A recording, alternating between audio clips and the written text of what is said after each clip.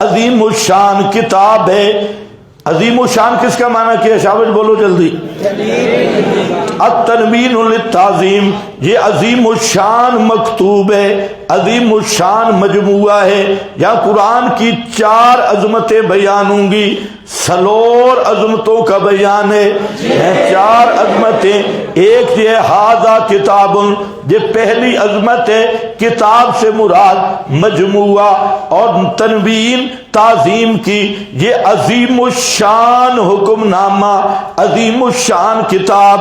احکمت آیاتو، یہ دوسری صفت ہے، احکمت آیاتو کہ مستحکم کر دی گئی ہیں، آیاتہ آیات اس کی، ثم فصلت پھر اس کے بعد کھول کھول کر بیان کر دی گئی ہے۔ فصلت کا معنی کھول کھول کر بیان کر دی گئی ہیں۔ من لدن حکیم خبیر، من لدن حکیم، یہ کتاب ہے کس کی طرف سے؟ اس کتاب کس کی طرف سے ہے؟ من لدن حکیم، حکیم حکمت والے یا حاکم خبردار کی طرف سے ہے، حکیم خبیر۔ اوکمت آیاتہ، اوکمت کا معنی کیا ہے؟ یا محکمت فی لفظیا، لفظوں میں محکم ہے، ومفصلۃ معناہا، ان کا معنی بالکل صاف ہے۔ ہوا کامل صورتاً و معنن، یہ صورتاً بھی کامل، معنن بھی کامل۔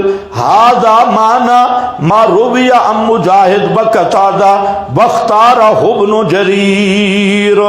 فرماتے ہیں احکمت کا کلمات کے ساتھ تعلق ہے، فصلت کا معنی کے ساتھ مطلب یہ ہے اس کتاب کے کلمات اور نظم جچی تلی ہے، جچی تلی ہے فصاحت بلاغت کے لحاظ سے، اور اس کتاب کا معنی کیا ہے؟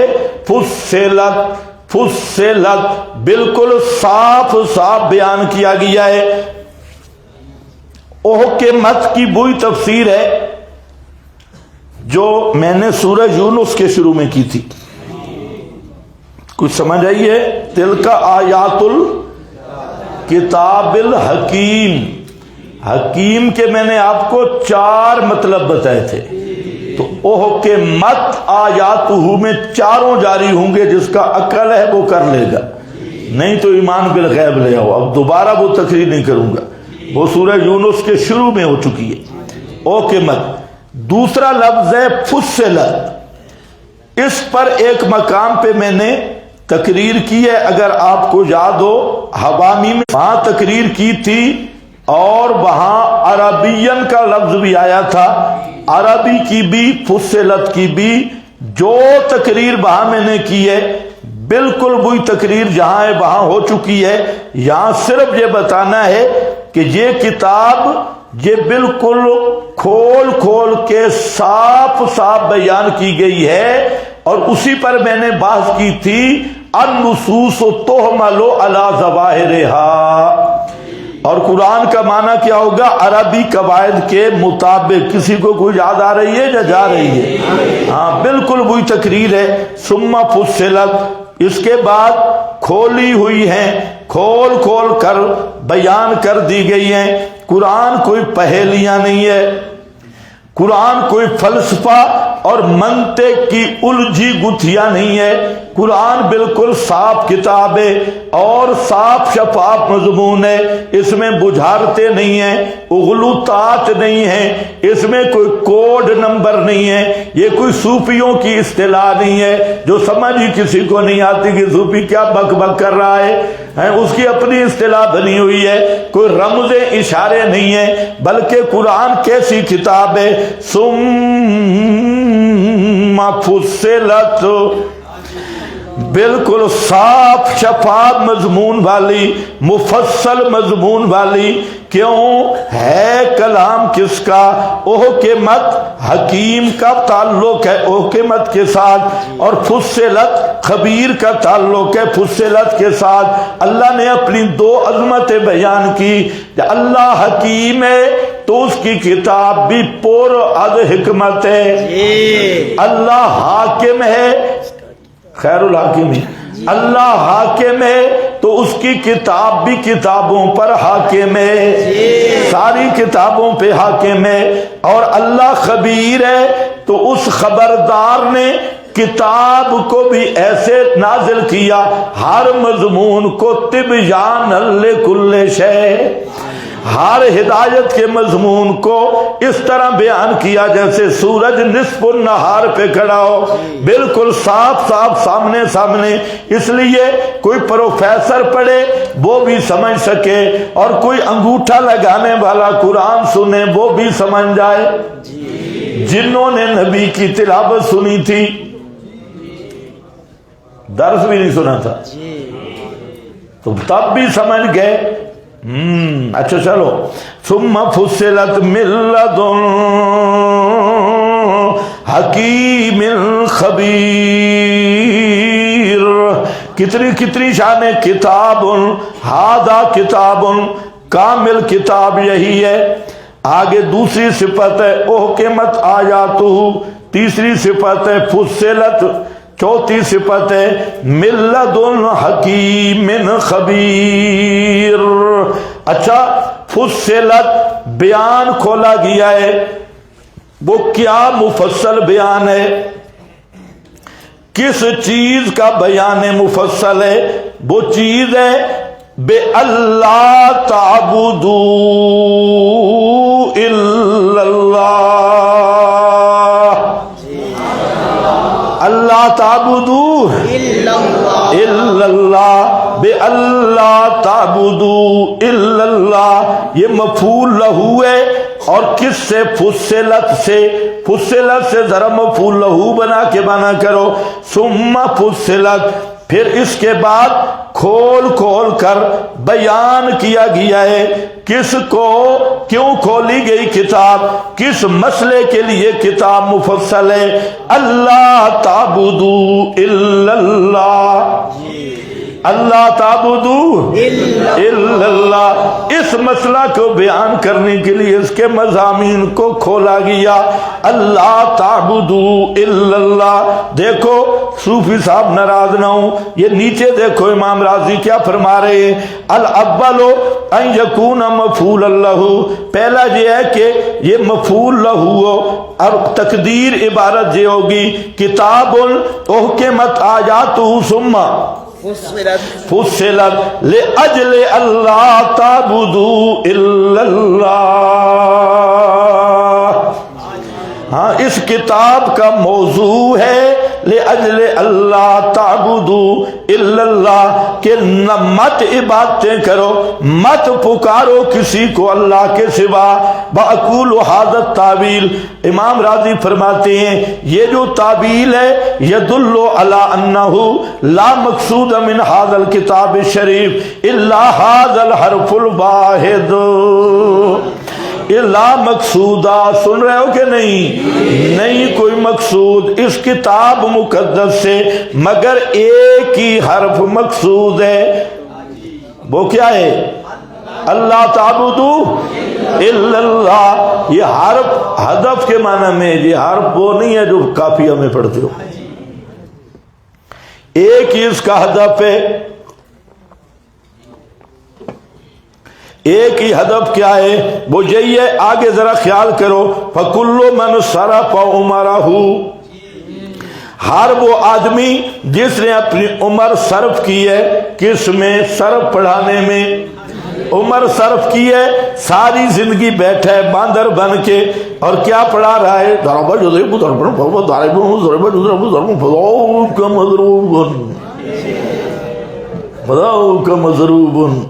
ساری زندگی گزر گئی صرف پڑھاتے ہوئے۔ امام راضی کہتا ہے خواب و خسرہ، مطالب کے لفظ پہ غور کرنا، مطالب، باقی مطالب پہ زندگی گزاری ہے اور یہ مسئلہ بیان نہیں کیا۔ صرف پڑھائی، نحو پڑھائی، اور حیضی بن کے بیٹھا ہے، قدوری پڑھا رہا ہے، کتاب الحیض پڑھائی، استعاذہ پڑھائی، فقہ پڑھایا، یہ بھی تو مطالب ہے نا، فقہ پڑھایا، یہ بھی مطلب ہے، منطق پڑھائی، فلسفہ پڑھایا، ساری زندگی باندر کی طرح شکل بھی بگڑ گئی، بیٹھا ہے فلانے نے فرمایا، فلانے نے فرمایا، فلانے نے فرمایا، یہ فرمایا فرمایا فرمایا کرتا رہا، لیکن اللہ کی توحید کا ڈاکو بنا رہا ظالم، توحید بیان نہیں کی۔ اگر نہیں کر سکتا نا تو ہمیں دے دینا طالب علم ہو، ایسا مواحد بنائے، لیکن یہ پورا خنزیر بن کے بیٹھے اور خود بھی نہیں پڑھاتا اور طالب علموں کو اندھا بنا کے رکھے۔ آج کل مولوی، اچھا چلو تبصرہ لمبا ہو جائے گا، استغفر اللہ۔ اب دیکھو کیا ہے کہ من صرف عمرہ الی سائر المطالب فقد خاب و خسر، ذرا اونچا ایک دفعہ پڑھو، فقد خاب و خسر۔ ہاں، راضی 60 علوم میں پی ایچ ڈی کی ہے، پہلے بھی اس کی عبارت گزری ہے، کہتے ہیں دل ٹھنڈا نہیں ہویا قرآن بغیر، سارے علوم پڑھے ہیں لیکن دل ٹھنڈا ہوا ہے تو قرآن پہ آ کے ہوئے۔ اب قرآن کا خلاصہ بیان کر رہا ہے، خواب و خسرہ، یہ ایسا لطیفہ نہ سمجھو، یہ سچ بات ہے کہ ایک مدرس بن کے بیٹھا ہے، ساری زندگی جئی پڑھا رہا ہے، کالا ابو حنیفہ تے کالا شافعی، اور مس ذکر پہ باتیں ہو رہی ہے۔ جب مسئلہ توحید ہے تو کہتا ہے کہ فروعی ہے، مس المرا پہ باتیں ہو رہی ہے، مس ذکر پہ باتیں ساری رات 3 گھنٹے 4 گھنٹے، بازو بڑا اصولی مسئلہ آ گیا ہے، ناقض موضوع ہے یا نہیں۔ ہاں، پھر ان مسائل پہ زندگی، الماء من الماء پہ گفتگو ہو رہی ہے، التقاء الختانین پہ گفتگو ہو رہی ہے، اور اس وقت شیخ الحدیث کے چہرے پہ بہار دیکھو، سمجھتے دین کی بڑی خدمت کر کے بیٹھے، اور یہ سارے مسئلے استنجا پہ گفتگو ہو رہی ہے، حتیٰ کہ گرمیوں کا الگ اور سردیوں کا الگ فرق بیان ہو رہا ہے۔ اس پہ مفتی صاحب لگے ہیں بھئی، گرمیوں سردیوں کے فروق پہ لگے ہیں، یہ ساری زندگی اسی پہ گزر گئی، قد خواب و خسرہ۔ ہاں، اصل مسئلہ ہے جس کی خدمت کرنی ہے تو وہ ہے اللہ تعبدو الا اللہ، یہ مسئلہ ہے، یہی دعوے صورت ہے۔ اور آپ کو معلوم ہو گیا، پہلے بھی پڑھا ہے کہ قرآن کا موضوع کیا ہے؟ ہاں، قرآن کو قدوری نہ بناؤ معارف القرآن کی طرف، پورے قرآن کو کنز قدوری بنا دیا، توحید اندر ملتی نہیں، کنز قدوری۔ اللہ تعبدو الا اللہ، نہ عبادتیں کرو سوائے اللہ کے، بڑا مقصد یہ، اور یا دوسری توجیہ ہے آمرکم اللہ تعبدو، ایک لأجل اللہ تعبدو، آمرکم پر لکھا ہے میں تمہیں حکم دیتا ہوں، اللہ تعبدو الا اللہ، اب مفعول لہو کا مزہ آئے گا، کتاب فصلت کیوں ہے؟ اس مسئلے کے لیے اللہ تعبدو الا اللہ، اننی لکم منہ، یہ فریضہ نبوی ہے، بے شک میں واسطے تمہارے من ہو اسی اللہ کی طرف سے، نذیر شفقت کے ساتھ آگاہ کرنے والا، ایمان نہ لانے پر، نذیر عقاب الشرک، بشیر بے ثواب التوحید، اور وہ المانی کا حوالہ ہے، نذیر ڈرانے والا ہوں شرک کے انجام سے، بشیر اور خوشخبری دینے والا ہوں بے ثواب توحید، ایمان لانے پر، وَأَنِسْتَغْفِرُوا رَبَّكُمْ، اور یہ دوسرا حصہ ہے، دوسرا یہ بھی، اور یہ کہ معنی کرو گے، اور یہ کہ بھی، پہلا اس کا مقصد ہے اللہ تعبدو الا اللہ، اور دوسرا یہ کہ انستغفروا ربکم، یہ کہ معافیاں مانگو اپنے رب سے شرک و کفر سابقہ سے، استغفروا من الشرک المدارک، शिरक से माफिया मांगो, सुम्मा तूबू, सुम्मा बेमाना वाव है, और इसके बाद तौबा करो, रुजू करो तरफ अल्लाह के आइंदा के लिए। तूबू इलैहि खासतन, सिर्फ उस अल्लाह के लिए रुजू करो। युमत्तिकुम, दो इनाम मिलेंगे, दो अमर आगे, एक है अनिस्तगफिरू रब्बकुम, मकसद है अल्लाह ताबुदू इल्लल्लाह, अल्लाह के सिवा किसी को मत पुकारो। सारी इबादतें बदली, कौली, लिसानी, नजर, मन्नत, फेरा पुकार और दुआ सोरो पुकार, ये सारी इबादतें सिर्फ अल्लाह के लिए।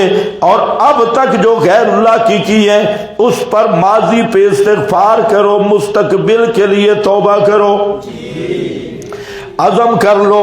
तूबू इलैहि युमत्तिकुम, इस दो चीजों पे तुम्हें पक्का हो जाओ, मेरी तरफ तवज्जो, दो चीजों पे पक्के हो जाओ। किस पे? तौहीद पे पक्के हो जाओ, माजी पे माफी मांग लो, आइंदा शिरक नहीं करना। तो कितनी चीज बनी, एक ही बनी। इसी तौहीद के साथ मुखलिस बन जाओ। तौहीद के साथ जब मुखलिस हो गए तो मैं मताउल गुरूर को मताए हसन बना दूंगा। मताउल गुरूर को क्या बना दूंगा? हर जगह पे मताउल गुरूर है, बस तौहीद पे पक्के रह जाओ, इसी को बयान करो तो तुम्हारे लिए मताउल गुरूर क्या बना दूंगा? मताए हसन बना दूंगा। एक दूसरा, जो जितना तौहीद बयान करेगा उतना अजर पाएगा। ये दो इनाम ले लो। युमत्तिकुम मताअन हसना, युमत्तिकुम नफा देगा तुम्हें, नफा हसना। आप मेरी पत्नी गुफ्तगू भी समझे हो कि नहीं? बहुत सारी ऐसे निकाल लो। मताउल गुरूर क्या है? ये सारी दुनिया मताउल गुरूर है, लेकिन मुबाहिद बनो, क्योंकि दुनिया बनी तौहीद के लिए। तुम आए तौहीद के लिए हो, अपना मकसद तौहीद हासिल कर लो तो मताए गुरूर मताए हसन से बदल जाएगा। युमत्तिकुम मताअन हसना, मताअन हसना इला अजल मुसम्मा। नीचे एक रिवायत में ले आया हूं, फिर तुम सूफी प्रोग्राम क्या पता, चलो पढ़ लो। पहले हाफिज कौन कौन बैठे हो, जरा हाथ खड़ा करो। हाफिज हाफिज जो बैठे, ऊंचा ऊंचा हाथ खड़ा करो। शाबाश, माशाल्लाह, सारे हाफिज। अच्छा, मैं आयत पढ़ रहा हूं तो आपने मुझे बतानी है मैंने ठीक पढ़ी है या नहीं। वअन्ज़िर अशीरतकल अक़रबीना बराहतक मिनहुमुल मुख़लसीना। गलत गलत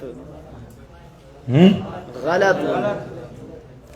अन्ज़िर अशीरतकल अक़रबीना बराहतक मिनहुमुल मुख़लसीना। गलत है, बोलो आप दो। गलत कैसे आया? अंजर अशीरत निकालो, सूरत शुआरा आयत नंबर 214। जल्दी जल्दी जल्दी, अच्छी तरह देखो, अच्छी तरह गौर से।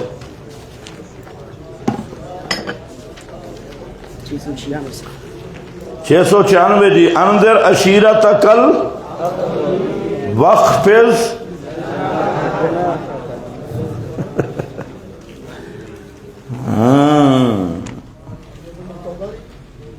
जी जी, आयत नंबर 214,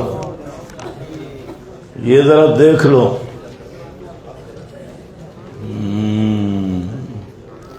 अच्छा, अब वो हदीस देखो जो आपके पास लिखी हुई है। अन इब्ने अब्बास लम्मा नज़लत बांज़िर अशीरतकल अक़रबीना बराहतक मिनहुमुल खरजा रसूलुल्लाह हत्ता साइद सफा। आप समझ तो गए होगे क्यों आया का। کیا خیال ہے، قرآن صحیح ہے یا ادھر صحیح لکھا؟ قرآن صحیح ہے جی. اچھا،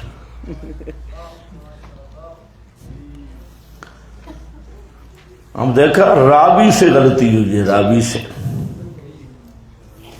اور یہ حضرت کی تخریج جب کرو گے تو سمجھ آ جائے گی کہ یہ راحتک من المخلصین تو قرآن میں نہیں ہے. یہ کہاں سے نازل ہوا؟ اسنادہ صحیح، ہاں جی.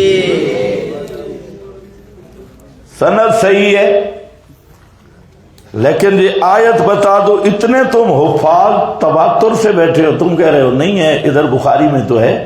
جی.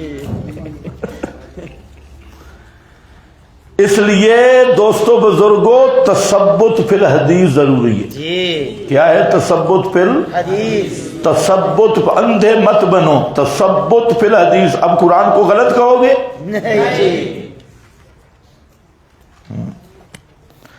اب یہاں پر بات ہوگی نا کہ اصل روایت کیا ہے، کس راوی نے یہ جملہ پڑھا ہے.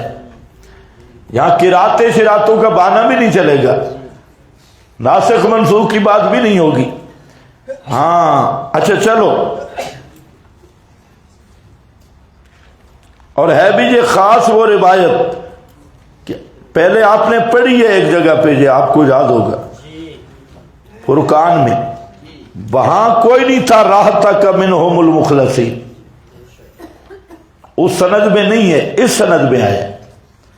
تو یہ بھی تھوڑا آپ کو متنبہ بھی کرنا تھا کہ ذرا آپ دیکھتے بھی آئیں کہ مسئلہ کچھ گڑبڑ بھی. اچھا بہرحال ہمارا ایمان ہے القرآن لا ریب فیہ، بے شک بے شک. یمتعکم متاعا حسنا، نفع دے گا تمہیں نفع حسنا، اچھا نفع، الی اجل مسمی، ایک وقت مقرر تک، یعنی وقت موت تک. یہ ثمرہ دنیاویہ ہے.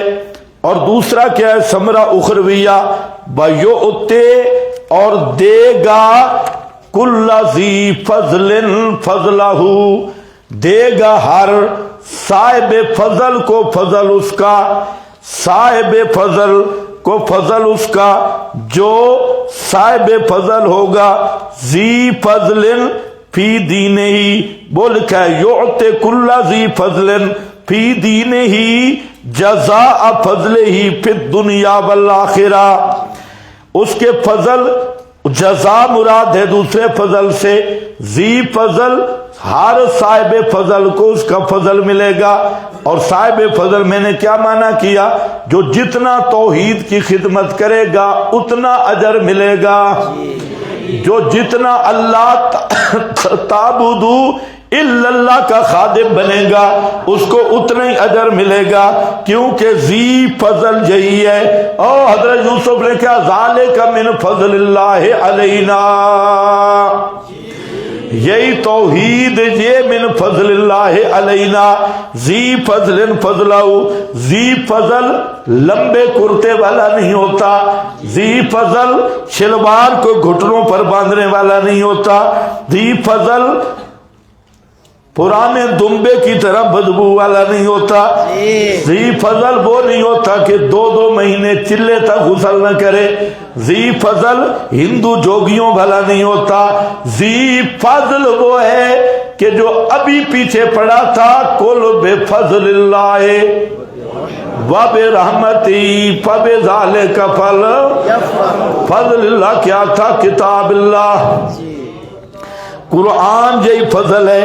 ذی فضل فضلہ، اگر ان تولوا عن التوحید، ان تولوا اگر پھرے رہیں، کس سے پھرے رہیں، اللہ تعبدوا الا اللہ سے، عن التوحید مضری ہے. فإنی اخاف علیکم، پس میں خوف کرتا ہوں پر تمہارے. اس صورت میں یہ ثمرہ تولی کا بیان ہے. اس صورت میں کس چیز کا خوف کرتا ہوں، عذاب یوم کبیر، اب بڑے دن کے عذاب سے. الاللہ مرجعکم، عذاب کو بعید نہ سمجھو، الاللہ اللہ ہی کی طرف لوٹنا ہے تمہارا، اور وہی اللہ علی کل شیء قدیر، ہر چیز پہ پوری قدرت رکھتا ہے۔ الا انہم یسنون صدورہم لیستخفوا منہ، خیال سے بیٹھو، الا انہم دعویٰ ثانیہ ہے کہ عالم الغیب صرف اللہ ہے۔ پہلا دعویٰ تھا کہ العبادت للہ وحدہ، اب دعویٰ ہے کہ علم الغیب للہ وحدہ۔ الا انہم یسنون، خبردار بے شک وہ یسنون دوہرا کرتے ہیں، صدورہم اپنے سینوں کو، لے یستخفوا تاکہ چھپ جائیں، بے دلالت الحال منہ اس اللہ سے، الہینا یستغشون ثیابہم، خبردار جب اوڑھتے ہیں کپڑے اپنے، یعلم ما یسرون، وہ اللہ جانتا ہے وہ کچھ جو چھپاتے ہیں وہ، وما یعلنون، اور جو کچھ کے ظاہر کرتے ہیں وہ، انہ علیم بذات الصدور، انہ تعلیل لیا ہے کیونکہ وہ اللہ پاک جاننے والا ہے بذات الصدور، دلوں کے رازوں تک کو۔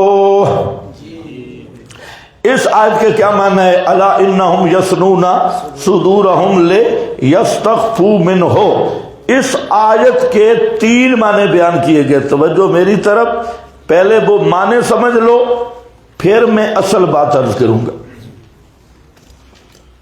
اس کے معنی 3 ہیں۔ پہلا معنی، الا انہم یسنون صدورہم لیستخفوا منہ، منہ کی ضمیر کا مرجع نبی پاک ہے، اور یہ حالت بیان ہو رہی ہے مشرکین کی کہ پیغمبر جب مسئلہ بیان کرتا ہے اللہ تعبدو الا اللہ بالا، تو یہ مشرک بے ایمان اپنے اوپر چادریں اوڑھ لیتی ہیں۔ او سورت نوح میں چلے جاؤ، جعلوا اصابعہم واستغشوا ثیابہم، ہاں واستغشوا ثیابہم، کب؟ دوران دعوت، کانوں میں انگلیاں دیتے تھے اور اوپر چادریں لپیٹ لیتے تھے تاکہ اس داعی توحید کی شکل بھی نظر نہ آئے، دیکھے ہی نہیں، اس کی آواز ہم تک پہنچے ہی نہیں، اور وہ سمجھتے کہ اس کا چہرہ دیکھنا بھی گناہ ہے۔ یہ جو ہمارے معبودوں کی گستاخیاں کرتا ہے، نہیں سنتے نہیں دیکھتے، تو اس کا چہرہ بھی دیکھنا گوارا نہیں کرتے تھے۔ حضرت نوح دعوت دیتے، اسی طرح دیگر انبیاء نے دعوت دی۔ آج بھی ایسے ہوتا ہے کہ مشرک جو کٹر مشرک ہوتے ہیں، وہ جب مسئلہ توحید بیان ہو تو اوپر چادریں کر کے بھاگ جاتی۔ حضرت شیخ القرآن مولانا غلام اللہ خان صاحب رحمت اللہ علیہ، وہ اپنے دورے میں ایک واقعہ بیان کر رہے ہیں کہ ایک علاقے میں مولویوں نے کہا کہ یہ پنڈی والا مولوی آ رہا ہے، اور جس کے کانوں پر اس کی آواز چلی گئی تو اس کی بیوی فارغ ہو جاتی، اتنا بڑا گستاخ ہے۔ کہتے ہیں میں گیا تقریر کی، ایک بوڑھا بابا تھا تو بڑا کٹر مشرک تھا، تو بعد میں پھر اس نے حضرت شیخ کو بتایا تو وہ شہر چھوڑ کے بھاگ گیا کہ بہت بڑا گستاخ رسول آ رہا ہے۔ مولوی مشہور اسی طرح کرتے، تو وہ جھاڑیوں میں چھپ گیا، لاؤڈ سپیکر بڑا تیز تھا، تو شیخ القرآن فرماتے ہیں کہ اس تک میری آواز پہنچ رہی تھی، اس نے اوپر چادر بھی اوڑھی ہوئی تھی، کانوں پر بھی انگلیاں رکھی ہوئی تھی، لیکن لاؤڈ سپیکر کی آواز بھی جدھر جھاڑیوں میں چھپا تو وہ بگل بھی ادھر ہی لگا ہوا تھا۔ تو وہ کچھ دیر تو پڑا رہا، اس نے کہا چلو آواز تو آ گئی ہے، میں سنوں تو صحیح یہ کہتا کیا ہے۔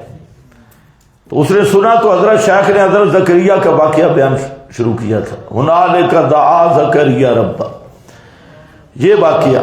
پھر شیخ کا انداز بھی تھا، وہ روتے بھی تھے، قرآن پڑھتے بھی تھے، تو وہ آدمی سنتا رہا۔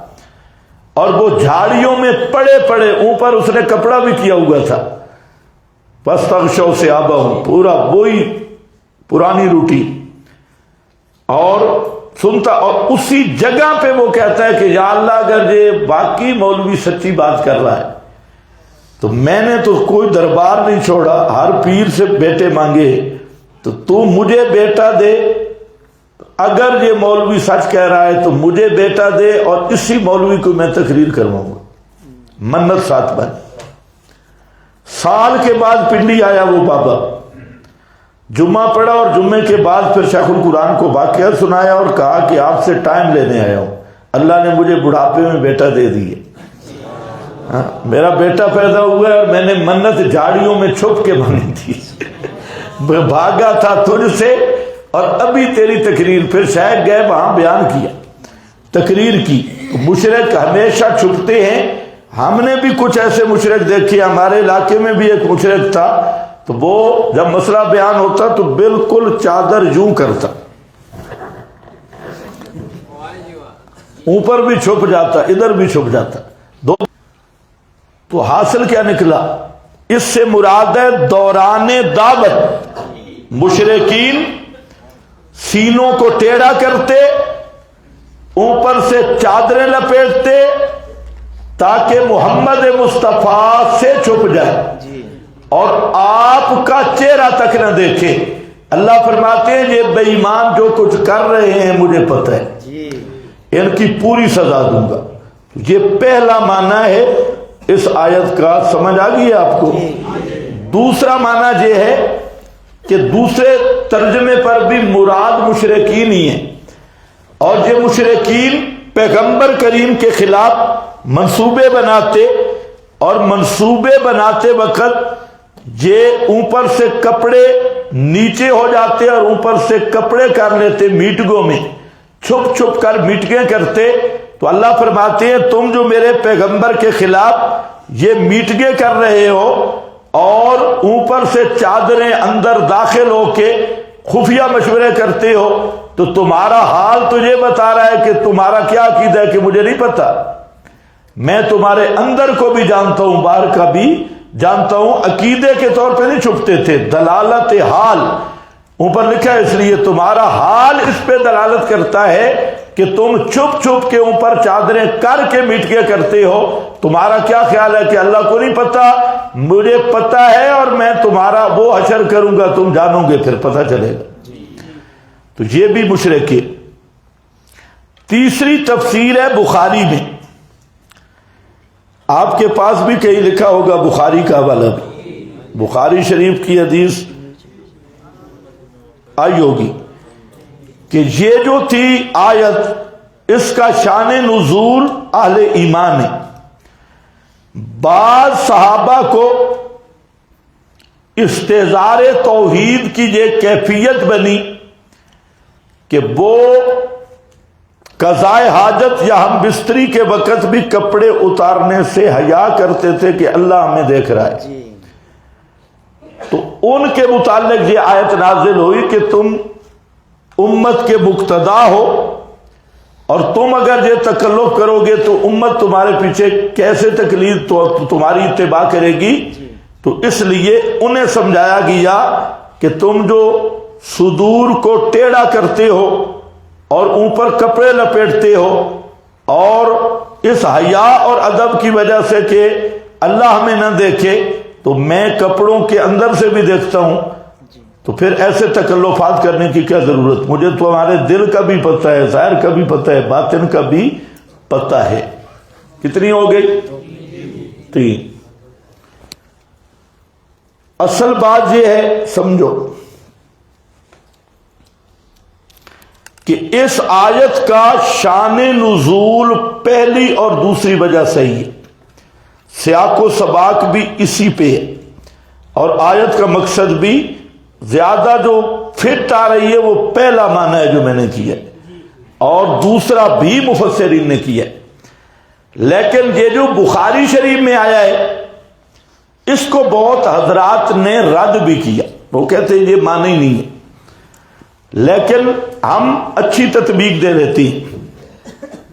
اب میری طرف توجہ کرو تو وہ جو بخاری شریف میں بات آئی تو وہ انطباق کی وجہ سے بطور شان نزول کہہ دیا گیا. میں نے شان نزول کا آپ کو پہلے بتایا ہوا ہے کہ اگر کوئی واقعہ پر منطبق ہو رہا ہو تو اس کو بھی کیا بول دیتے ہیں؟ شان نزول. آیت نازل صحابہ کے اس عمل پہ نہیں ہوئی بلکہ بعض صحابہ کا یہ عمل بھی اس آیت کا مصداق بنا ہے.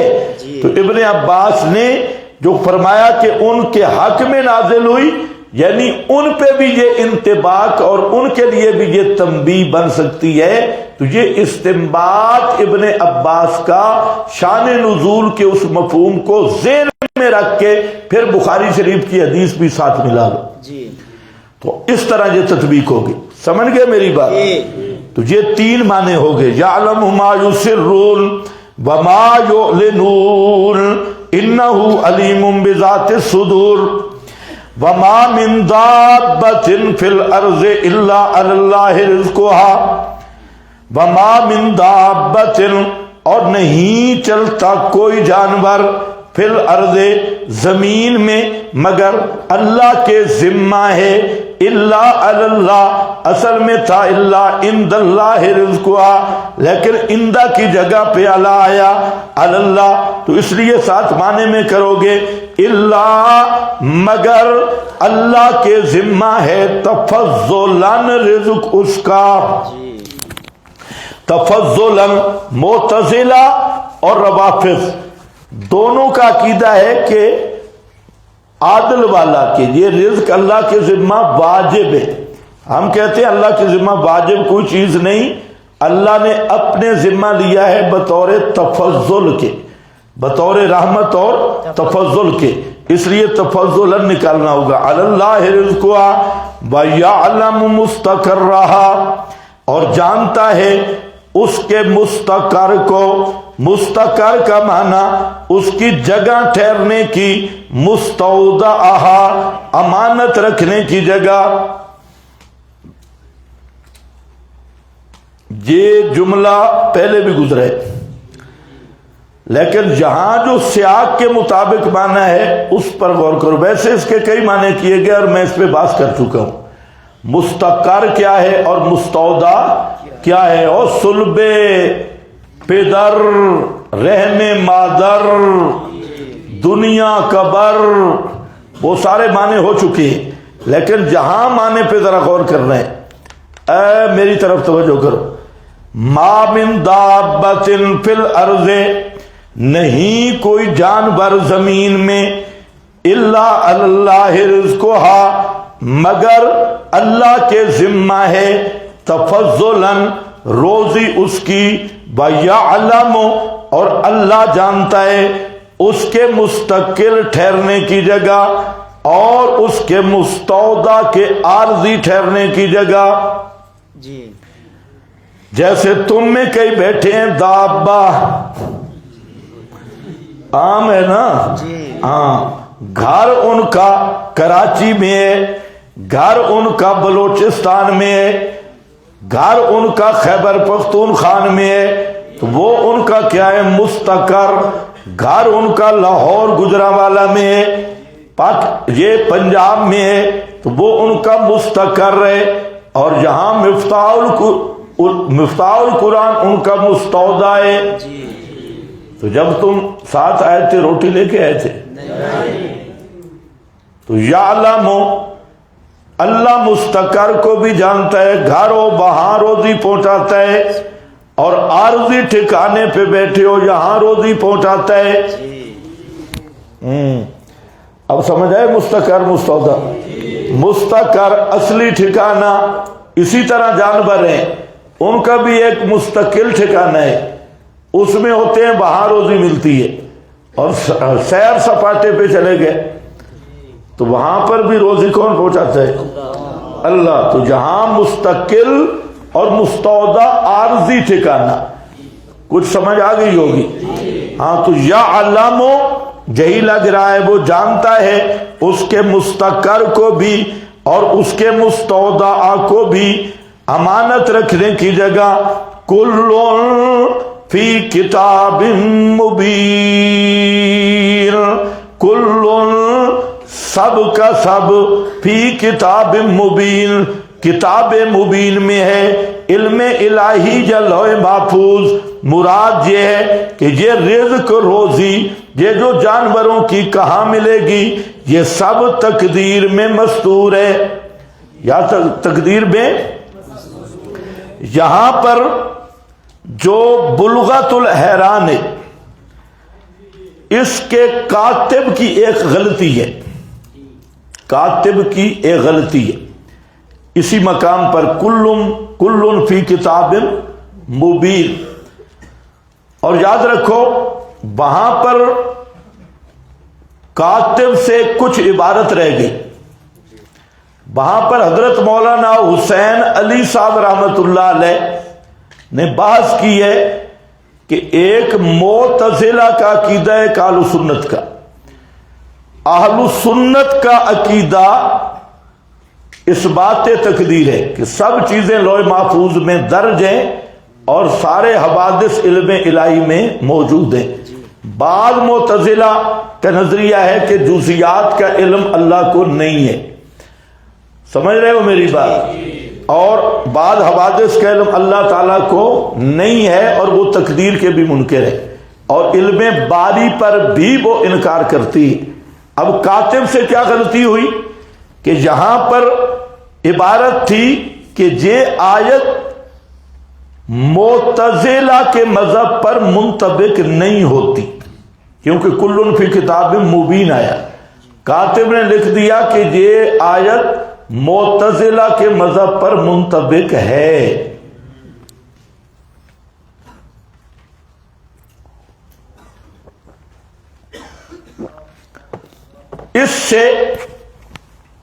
اس پر پھر حضرت شیخ القرآن رحمت اللہ علیہ نے 1936 میں ایک رسالہ لکھا، جس رسالے کا نام تھا کسر بدعت پہ زلزلہ، کسر بدعت پہ زلزلہ۔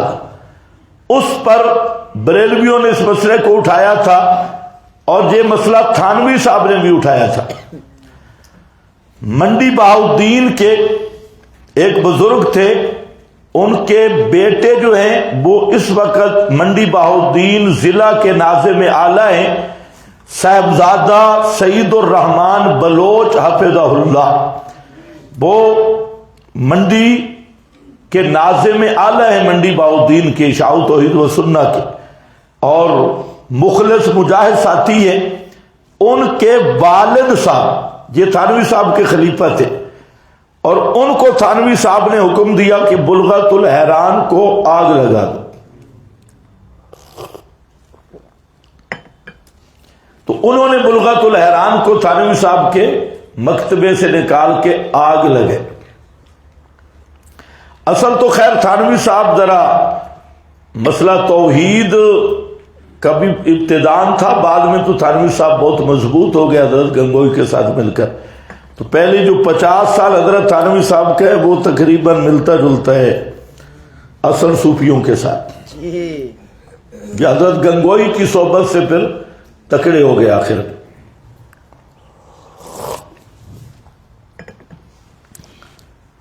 اس کے بعد یہ مسئلہ چھپ گیا تھا، تھانوی صاحب نے ایک رسالہ عنوان بھی دیا ہے تنزیہ الرحمن، بلغہ کی اس عبارت پہ امداد الفتاوی میں بھی ہے، اور انہوں نے بڑا اعتراض کیا۔ حالانکہ مولانا حسین علی صاحب نے خط لکھا تھا تھانوی صاحب کو، اور انہوں نے خط میں یہ لکھا کہ یہ کاتب کی غلطی ہے، میرا یہ عقیدہ نہیں ہے کہ اللہ کو مستقبل کا پتہ نہیں، میں تو ساری زندگی اس پہ گزار رہا ہوں کہ عالم الغیب ہونا اللہ کا خاصہ ہے، سب کچھ جاننا یہ اللہ کا خاصہ ہے۔ لیکن بزرگوں کو بہرحال تسلی نہیں ہوئی، تو انہوں نے پھر ایک مستقل مضمون بھی لکھا تھا۔ اصل بعض چیزیں ہوتی ہیں، چلو بہرحال میں تبصرہ نہیں کرتا۔ تو تھانوی صاحب نے احمد علی لاہوری رحمت اللہ علیہ کے خلاف بھی ایک رسالہ لکھا ہے، یہ کسی کو پتہ نہیں، میرے پاس پڑا ہے، التکسیر فی التفسیر، التکسیر فی التفسیر، یہ رسالہ میرے پاس موجود ہے۔ تھانوی صاحب کا رسالہ ہے، اور مولانا احمد علی لاہوری صاحب کے خلاف انہوں نے لکھا کہ انہوں نے جو تفسیر میں تکثیر کی ہے، غلط تفسیر کی ہے، اس پر تھانوی صاحب نے مستقل رسالہ لکھا ہے۔ لیکن بہتر یہی تھا، تھانوی صاحب ہمارے مرشد ہیں، بڑے بزرگ ہیں، اگر تھانوی صاحب اپنی نشر و طیب پر نظر ثانی کر لیتے، اور اتنی جو تھانوی صاحب کی عبارات سب اہل بدعت اور اہل شرک کا مواد ہے، اگر تھانوی صاحب خیال کرتے اور ان کو بھی کتابوں سے نکالنے کا حکم دے دیتے تو آج یہ اتنا بڑا فساد نہ ہوتا۔ تو خیر، بڑے بزرگ ہیں، اللہ ان کی لغز سے معاف کرے۔ تو اصل ہم یہی سمجھتے ہیں کہ ان کا پہلا دور جب حضرت گنگوئی سے ملاقات نہیں ہوئی تھی تو وہ دور ڈھیلا دور تھا، انہیں مسئلہ توحید کا پتہ نہیں تھا۔ بعد میں حضرت گنگوئی سے ان کے مناظرے بھی ہوئے، اور تحفۃ العلماء میں یہ لکھا ہوا بھی ہے۔ تو میں عرض یہ کر رہا تھا کہ کسر بدعت پہ زلزلہ۔ اب سراج الاسلام صاحب نے وہ بلغت الحیران شائع کی، بریلویوں کو پہلے پتہ نہیں تھا، جو موجودہ بریلوی ہیں، جب معاملہ ختم ہو گیا تھا تو اس نے جب بلغہ شائع کی تو اس نے عبارت کا جواب نہیں دیا، حالانکہ حق بنتا تھا وہ کسر بدعت پہ زلزلہ وہ رسالہ ساتھ لگاتے کہ شیخ القرآن نے کیا اس کی وضاحت کی۔ انہوں نے بجائے اس کے کہ وہ کسر بدعت پر زلزلہ اس کے ساتھ لگاتے، انہوں نے حوالہ یہ دیا کہ تھانوی صاحب نے اس عبارت پہ اعتراض کیا۔ آگے پھر حوالہ دے دیا، یہ بات بریلویوں تک پہنچ گئی، انہوں نے پھر مولانا حسین علی صاحب کے خلاف ایک طوفان بدتمیزی کھڑا کیا، اور وہ وہی طوفان کہ یہ تو علم نبی کا، علم الہی کا بھی منکر ہے، اللہ تعالیٰ کے علم کا بھی منکر ہے، تو یہ بھی ان عبارات میں گئی۔ تو میں آپ کی معلومات کے لیے بتا رہا ہوں کہ وہ کاتب کی غلطی ہے، اور کاتب بھی شیخ القرآن خود تھے، اور ان کے ساتھ ایک دوسرا آدمی تھا، اسی لیے 1936 میں وہ رسالہ شائع ہوا کسر بدعت پر زلزلہ، اور اس میں حضرت شیخ نے پوری وضاحت کی، اور تھانوی صاحب کو مولانا حسین علی نے خط لکھ کر بھی وضاحت کر دی تھی کہ یہ میرا عقیدہ نہیں ہے، خدا کے لیے میں تو ساری زندگی یہی بتاتا رہا ہوں کہ علم الغیب اللہ کا خاصہ ہے۔ تو یہ کاتب نے لکھنا اور تھا، منطبق نہیں ہوتی، اس نے لکھا منطبق ہوتی ہے، تو یہ بسا اوقات ہو جاتا ہے۔ اچھا، ان کو پتہ نہیں، جواہر القرآن میں 2 جگہ پہ لکھا ہے کہ اس سے ثابت ہوا کہ نبی پاک عالم الغیب ہیں، حالانکہ وہاں عبارت کیا، اس سے ثابت ہوا کہ آپ عالم الغیب نہیں، تو نہیں کا لفظ چھوٹ گیا، پیچھے پوری بات ہی آ رہی ہے، لیکن اس سے ثابت ہوا کہ آپ عالم الغیب ہیں۔ تو یہ تو شکر ہے بریلوی 11ویں 12ویں سے فارغ نہیں ہے۔ تو ابھی جواہر القرآن شائع ہو رہی ہے، شاید اس کی اصلاح ہو جائے۔ تو یہاں جو لفظ ہے فی کتاب مبین، اسی مناسبت سے میں یہ بھی آپ کو بتا دوں کہ پچھلے سالوں میں جو کتاب شائع ہوئی تھی تفنچا، جس پہ 19 سخت مجرمانہ عبارات تھے، اور وہ تفنچا نامی کتاب تعلیم القرآن والوں نے شائع کی، اور اس کا مصنف شیخ القرآن کو اور مولانا حسین علی کے افادات بنا کے انہوں نے شائع کی، اور اس کتاب کی وجہ سے ہماری لڑائی ہوئی تھی، اور جس میں سارے مولوی اور یہ پنجاب میں جو ہمارے ساتھ جھگڑا تھا، ہم کہتے کہ یہ کتاب آپ نے کیوں شائع کی، یہ مولانا حسین علی کی کتاب کوئی نہیں، کوئی کاپی مل گئی اور ادھوری کاپی، اور پھر ہم نے کہا جواہر القرآن کے خلاف ہے، جواہر القرآن میں اور لکھا ہے، تفنچا میں اور لکھا ہے، کون سی چیز صحیح ہے، جواہر القرآن یا تفنچا؟ اس میں تو یہ بھی لکھا ہے ان جاءکم فاسق بنبأ، تو ولید ابن عقبہ صحابی، حالانکہ جواہر القرآن میں اس پر رد موجود ہے، اور وہاں لکھا ہے ولید بن عقبہ صحابی فاسق ہے، یہ اس کے بارے میں آیت نازل ہوئی۔ اسی طرح اور بھی اس میں بڑے خرافات تھے تفنچا میں، تو تو وہ ادھوری کاپیاں تھی، جیسے تحریرات حدیث یہ حضرت کی کاپی تھی، اور اس میں یہ ناقص شائع کی گئی، اور حضرت شیخ القرآن کی دورہ تفسیر کے اندر یہ وضاحت موجود ہے، قاضی شمس الدین کی تحریر میں موجود ہے کہ رب نواز نے یہ کاپی شائع کر دی۔ کچھ مقام ایسے ہیں کہ حضرت نے روایتیں جمع کی، ان کا جواب پہ جو تبصرہ کیا وہ جواب شائع نہیں ہوا اور روایتیں شائع ہو گئی، جس کو للڑ پیش کر رہے ہیں دھوکہ دینے کے لیے کہ حضرت مولانا بھی استشفاء کے بھی قائل تھے، سماع کے بھی قائل تھے۔ یہ وہ حصہ ہے کہ روایتیں حضرت نے جمع کی، ان پر جو تبصرہ کیا ہے تو وہ اس شائع کرنے والے نے شائع نہیں کیا۔ تو اب للڑ شلڑ حضرت شیخ القرآن کہتے ہیں کہ جب یہ تحریرات حدیث آئی تو میں مولانا حسین علی صاحب کے پاس گیا، میں نے کہا کہ یہ کیا؟ تو حضرت سخت پریشان تھے، کہتے ہیں کہ اس نے روایتیں شائع کر دی ہے اور جواب نہیں شائع کیا رب نواز نے۔ پھر فرماتے ہیں کہ مولانا حسین علی صاحب رحمت اللہ علیہ کے بارے میں تو ہمارا تصور نہیں تھا ان کو بھی لوگ سماع کا قائل کہیں گے یا استشفاء کا، حضرت تو مشرک کہتے تھے استشفاء کے قائل کو۔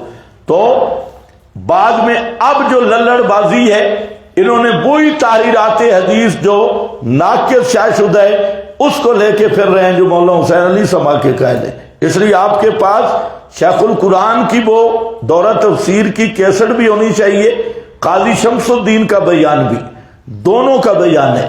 اور مجھے کسی نے بتایا کہ شیخ پنج پیر نے بھی اس کی وضاحت کی ہے، تحریرات حدیث کی دورے میں انہوں نے بھی وضاحت کی۔ بہرحال اگر وہ ہو تو تینوں چیزیں سامنے رکھو، کیونکہ آج کل کچھ بدماش شتونگڑے وہ مولانا حسین علی کو سماع کا قائل بتا رہے ہیں، اور استشفاء کا، حالانکہ حضرت کی اپنی تفسیر بے نظیر، اس میں انہوں نے، میں انشاءاللہ کل دکھاؤں گا آپ کو، اس میں انہوں نے کیا لکھا۔ تو اس طرح یہ چیزیں جو ہیں چل پڑتی ہیں۔ تو خیر بہرحال جہاں آؤ، الا فی کل فی کتاب مبین، ہر چیز علم الہی جلوہ محفوظ میں موجود ہے۔ هو الذی خلق السماوات، وہی ذات پاک ہے جس نے پیدا کیا آسمانوں کو اور زمین کو، فی ستۃ ایام، بیچ مقدار 6 دنوں کے، وکان عرشہ علی الماء، اور تھا عرش اس کا پانی پر، لیبلوکم، لیبلوکم سے پہلے عبارت محذوف ہوگی، ذرا خیال کرنا، اعلم ذالک لیبلوکم، اعلم ذالک، یہ بات اللہ نے تمہیں بتائی ہے تاکہ تمہارا امتحان لے۔ لیبلوکم، اس کا تعلق خلق کے ساتھ نہیں ہے، اس کا تعلق ہے اعلم ذالک لیبلوکم، اللہ نے تمہیں یہ بات اس لیے بتائی تاکہ تمہارا امتحان لے، ایوکم، کون سا تمہارا، احسن و عملا، بہتر ہے، احسن ہے ازرو عمل کے، بلا ان قلتا انکم مبعوثون من بعد الموت، یہ اس پہ تو بات ہو چکی ہے، فی ستۃ ایام۔ کان عرشہ علی الماء کا کیا معنی ہے؟ اس پر بھی میرا خیال ہے بات ہوئی ہے۔ کان عرشہ علی الماء مسئلہ الہ، اب عبارت دیکھ لو، عبارت لکھی ہے۔ ایک بات حضرت شیخ القرآن پنج پیر رحمت اللہ علیہ نے کی ہے، وہ بھی میں آپ کو بتاتا ہوں، اور ایک بات یہ ہے جو لکھی ہوئی ہے، وَكَانَ اے لم یکن بینہما حائل لا انہ کان موضوعا علی متن الماء، اور کانا عرشہ علی الماء کا یہ معنی نہیں کہ اللہ کا عرش پانی کے اوپر رکھا ہوا تھا، مطلب ہے کہ نیچے پانی تھا، اوپر عرش تھا، درمیان میں کوئی چیز نہیں تھی، جیسے یہ لنٹر تمہارے اوپر ہے تو تمہارے سروں پہ رکھا ہے یا ستونوں پہ رکھا ہے تو تمہارے اوپر، تمہارے سروں پہ لنٹر ہے، لیکن وہ رکھا ہوا نہیں، تو موضوع نہیں تھا، اوپر تھا لیکن رکھا ہوا نہیں تھا۔ تو کیا مطلب، سب سے پہلے اللہ نے پانی کو پیدا کی، باقی چیزیں بعد میں بنی ہیں، تو پانی تھا اور اللہ کا عرش تھا، درمیان میں کوئی چیز نہیں تھی۔ سمجھ گئے میری بات؟ اس کو اچھی طرح سمجھو، اس معاملے میں غیر مقلد 100% گمراہ ہے، ہاں جی بالکل مشبہ۔ وہ سمجھتے ہیں کہ اللہ پانی پر تیر رہا تھا، تو اللہ پانی پر نہیں تیر رہا تھا۔ عرشہ علی الماء کا معنی سمجھا ہے؟ یہ عبارت پھر دیکھو اور پڑھو یہ عبارت، نیند تو آپ کو آ رہی ہے، عبارت پڑھو، عبارت پڑھو، بس سبق ختم ہونے والا ہے۔ چلو، یکم بینہما لام یکن بینہما حائل لا انہ کان موضوعا علی متن الماء، جی ہے، بے حسابی کی عبارت ہے، یہ بہت کام کی عبارت ہے۔ حضرت شیخ پنج پیر رحمت اللہ علیہ وہ فرماتے ہیں کہ اعلی علوم اصل میں یہ اونچی جگہ پہ کھڑے ہو کر دیکھنا اور جہاں نظر منتہی ہو جائے، آگے نظر کچھ نہ آئے تو وہاں اللہ کا استعمال ہوتا ہے، جہاں نظروں کی انتہا ہو۔ تو کانا عرشہ علی الماء، تو حضرت فرماتے ہیں کہ عرش پانی پر تھا، یعنی پانی سے آگے عرش کہاں تھا وہ ہماری نظروں سے برا چیز ہے، ہمیں نظر نہیں آتا تھا، نظر خلق سے وہ برا چیز ہے کہ عرش کہاں تھا۔ تو اللہ کو اس معنی میں لیا، سمجھ نہیں آئی تو پنج پیر سمجھ لینا، بہرحال آ گئی ہے تو بے حسابی سمجھ لیں۔ تو اب یہاں ایک بات ہوئی کہ سب سے پہلے اللہ نے کس چیز کو پیدا کیا؟ عرش بھی مخلوق ہے، پانی بھی مخلوق ہے۔ عرش مخلوق ہے، کانا عرشہ علی الماء کا یہ نہیں مانا جو عرش کو مخلوق نہ مانے وہ بھی کافر ہے، جو پانی کو حادث نہ مانے وہ بھی کافر ہے، کیونکہ ہر چیز حادث ہے اور واجب ذات صرف اللہ کی ہے۔ تو اب جہاں ایک تو صوفی صافی ہیں، انہوں نے تو کہہ دیا اول ما خلق اللہ نوری، سب سے پہلے اللہ نے میرے نور کو پیدا کی۔ یہ روایت تو بالکل موضوع اور من گھڑت ہے، اس کی کوئی حیثیت ہی نہیں۔ اسی طرح قد خلق اللہ نور نبیک یا جابر، یہ نور کی جتنی روایتیں ہیں خلقت نور کی اور نور محمدی کی، ان میں ایک روایت بھی صحیح نہیں، یہ سب موضوعات ہیں، زیاد بھی نہیں۔ دوسری روایت ہے اول ما خلق اللہ القلم، اللہ نے سب سے پہلے قلم کو پیدا کیا۔ قلم، یہ روایت بعد نے سندن اس کو صحیح کہا ہے، لیکن بعض حضرات کا خیال ہے کہ قلم سے پہلے پانی اور عرش پیدا ہوئے،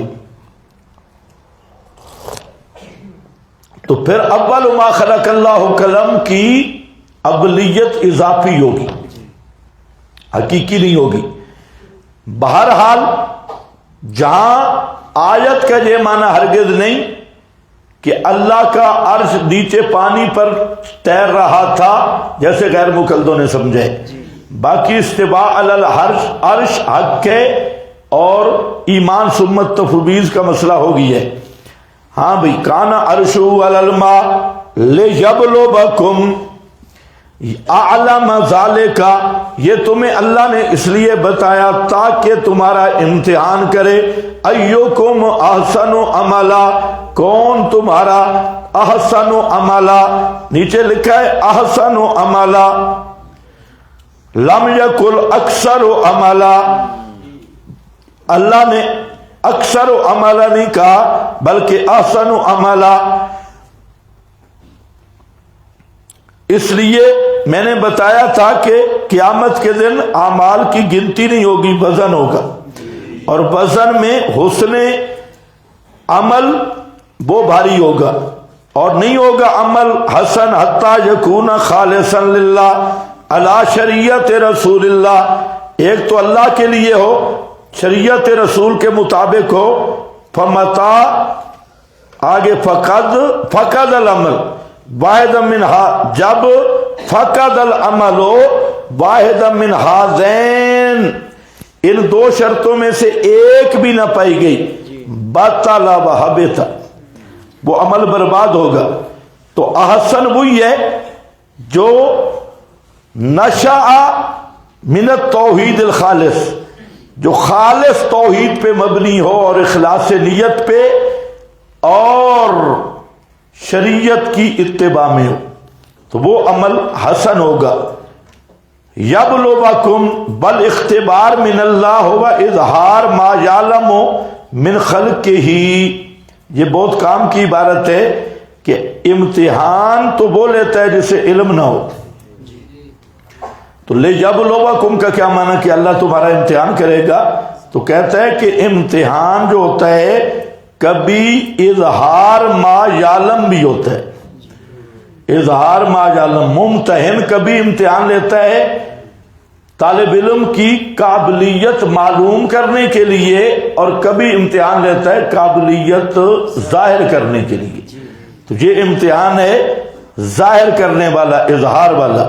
بلا ان قلتا، اگر آپ کہو انکم مبعوثون، کہ بے شک تم زندہ کر کے اٹھائے جاؤ گے قیامت کے روز، زندہ کر کے اٹھائے جاؤ گے قیامت کے روز، من بعد الموت، مرنے کے بعد، البتہ لَيَقُولَنَّ، البتہ ضرور کہیں گے وہ لوگ، الذین کفروا، جنہوں نے کفر کیا، ان ھذا الا سحر مبین، یا سحر کا معنی کذب ہے، نہیں ہے یہ مگر جھوٹ واضح، بل ان اخرنا عنہم، منشا انکار، اگر ڈھیل دے دیں ہم ان کو، عنہم العذاب، ان سے عذاب کو، اگر ڈھیل دے دیں مؤخر کر دیں ہم ان سے عذاب کو، الا امت، امت کے 6 معنی ہیں،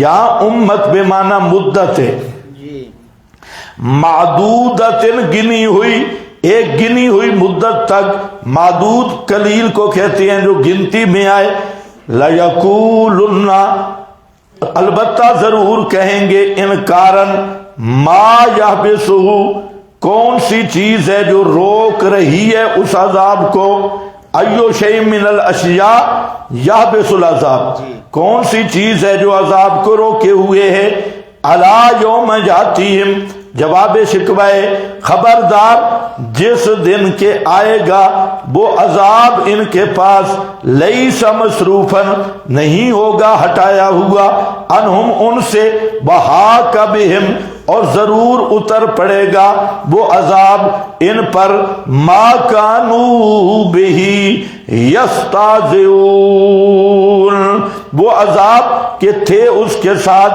یہ استہزاء اور مسخریاں کرتے، بل ان اذقنا، زجر ہے، اگر، البتہ اگر چکھائیں ہم انسان کو، الانسان سے مراد المشرک ہے، مشرک انسان کو، منا، اپنی طرف سے، رحمتن، کوئی رحمت، ثم، پھر اس کے بعد، نزعناہا، ہم کھینچ لیں اس سے رحمت کو، انہو لَیَئُوسٌ، بے شک وہ البتہ مایوس ہونے والا ہوتا ہے، نا امید ہو جاتا ہے، کس سے؟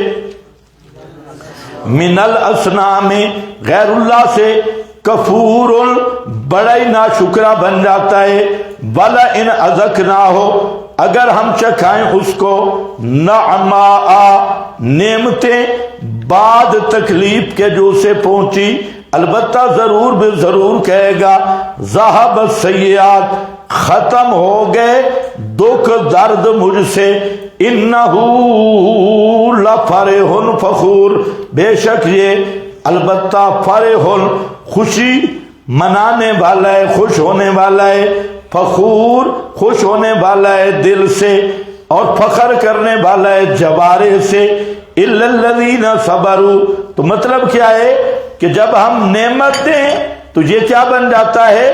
یئوس کفور، اور جب اس کو نعمت چھین لیں تو یئوس کفور، اور نعمت دے دیں تو فرحٌ فخور، حالانکہ دونوں باتیں ایمان کے خلاف ہیں۔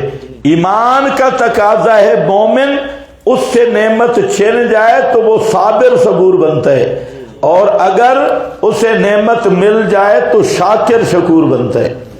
تو یہ جو مشرک ہے یہ بالکل مومن کے برعکس ہے۔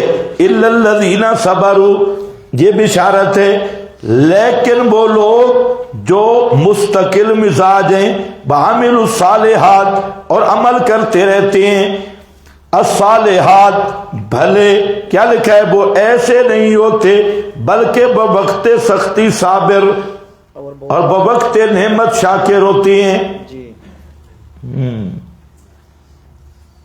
اولئک لہم ثمرہ اولی دفع مضرت، یہی لوگ ہیں واسطے ان کے بہت بڑی بخشش ہے، باجر کبیر ثمرہ ثانیہ جلب نفع، اور بہت بڑا اجر ہے۔ فلعلک تارک بعض ما یوحی الیک، فلعلک، یہ دعویٰ ثالث ہے، تیسرا دعویٰ تھا بہادر بن کے مسئلہ پہنچاؤ میرے پیغمبر، دل تھوڑا نہیں کرنا، بہادر بن جاؤ اور بہادری کے ساتھ مسئلہ پہنچاؤ، مشرکوں کی باتوں پہ دل تنگ نہ ہو، ان کے فتووں اور تانوں پہ دل تنگ نہ ہو۔ فلا اللہ کا آپ کے لیے تو میں معنی اور کروں گا، اس کا معنی اصل بنتا پنجابی میں متا تو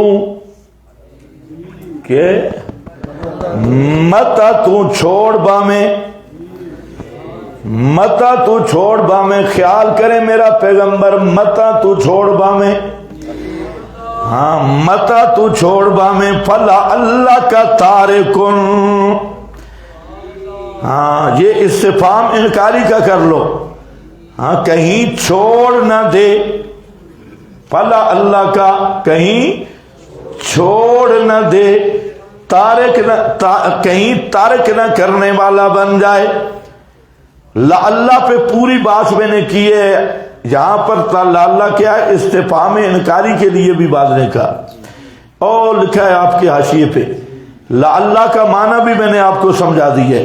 فلعلہ کا تارکن، شاید کہ تو چھوڑنے والا ہے، بعض ما یوحی، تو استفہام انکاری کا معنی کہیں چھوڑ نہ بیٹھے میرا پیغمبر، کہیں چھوڑنے والا نہ بن جائے، کس کو، بعض ما یوحی، کچھ حصہ، ما یوحی، اس مسئلے کا، ما یوحی سے مراد اس مسئلہ کا، اور جو اللہ تعبدو والا مسئلہ ہے اس کا کچھ حصہ بھی نہیں چھوڑنا۔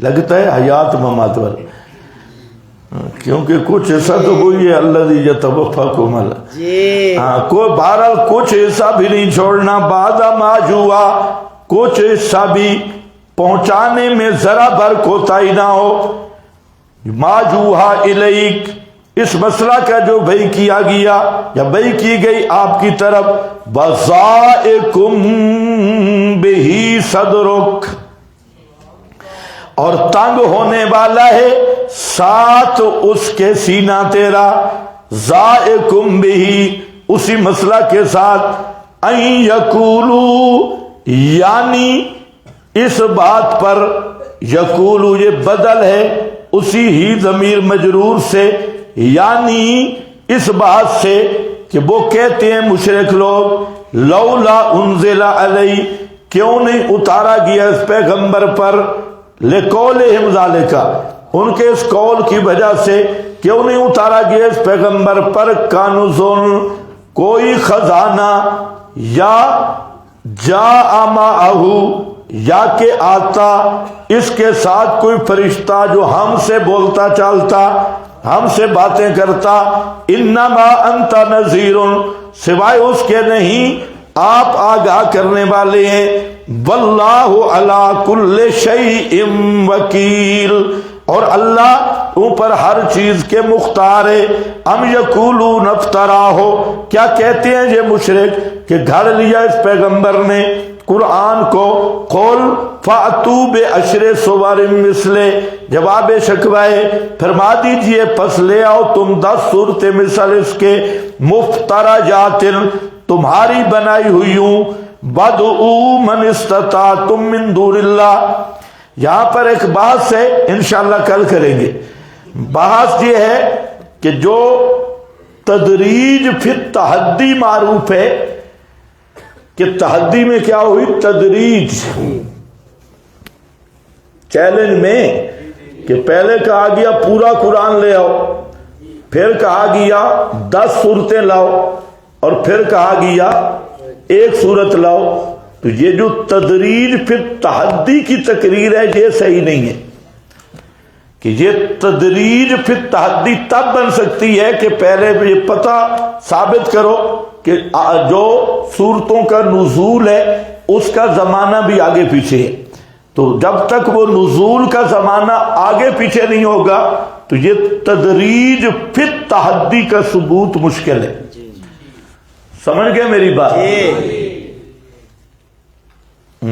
تو اس کا انشاءاللہ کل میں جواب دوں گا کہ یہ جو چیلنج مختلف ہیں پورا قرآن لاؤ 10 صورتیں لاؤ 1 صورت لاؤ فَلْيَأْتُوا بِحَدِيثٍ